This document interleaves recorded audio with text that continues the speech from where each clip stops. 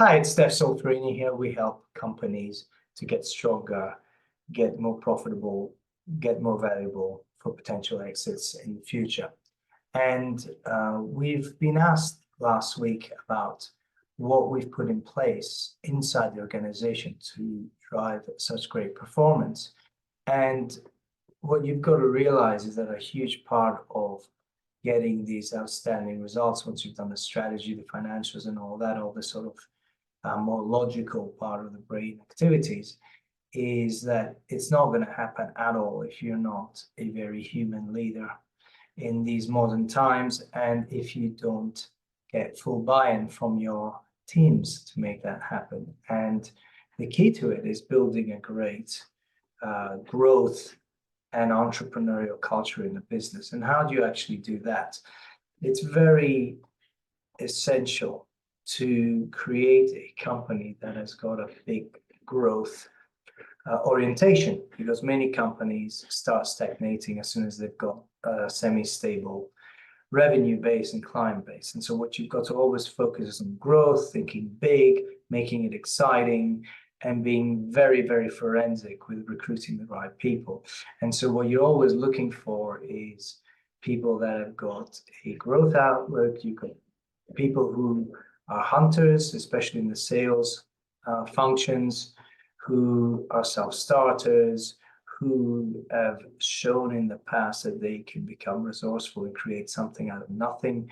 People who are not there just to follow an order and be like a robot, but actually are problem solvers, that they can identify things and solve problems quickly. And when I look back on my career, initially, when you come out of business school and go into finance and you've done all the training, it's very logical and sort of scientific management orientated. And you learn very soon as you become a leader that to make things happen, you've got to mix all of that with the soft skills. And so how do you become a great leader or CEO? Well, having worked with thousands of them, when I was in funds management or investment banking, and then becoming one, and then advising hundreds of them after, it's very clear. What you've got to do is just be a very human, normal person. Now, don't assume a persona. People very often, when they become leaders, assume this persona that's not them, and it's not authentic, and people just see straight through it these days, right? So you just can't do that. So you've got to be fallible. You've got to be human. You've got to put your whole heart in it. People see if you've got your heart in the company. You've got to lead by example, but also hire the same sort of people who are growth orientated and also want to solve problems. And they want you to give them the space to brainstorm ideas and come up with solutions for you. So as I got better and better at leading businesses, what we did was just hire really, really smart people, let them brainstorm solutions to the problem, and just sit back and listen to the pros and cons of each one, and then decide the best move very objectively. And rather than being a top-down, this is what we're going to do, this is how we're going to do it, and all of that.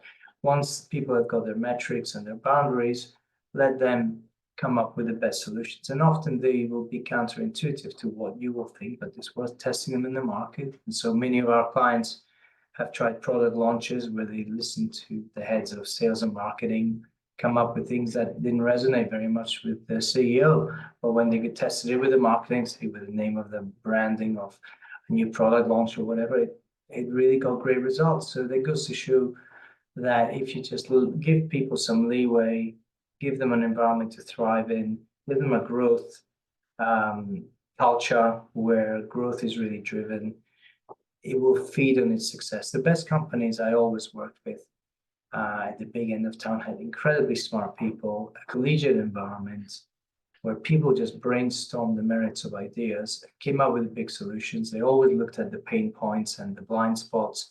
And it was always about how do we minimize making errors, and then just giving it a try. If it works, it works. If it doesn't, you just iterate and you try again. But I can't emphasize enough that to create this business environment, this culture, you've got to have a great vision, great goals, hire super smart people, remove the underperformers, remove any toxic people, which may have been inherited over time, and then create this brainstorming culture for the biggest ideas. Let them drive it. Go back on and sit a bit more, talk less, listen more, come up with the best ideas, and then put them and try them in the market. And if you do that, in my experience, in the experience of our CEOs, you'll get great results. So give that a shot, try it out, and let me know how you get on. All the best.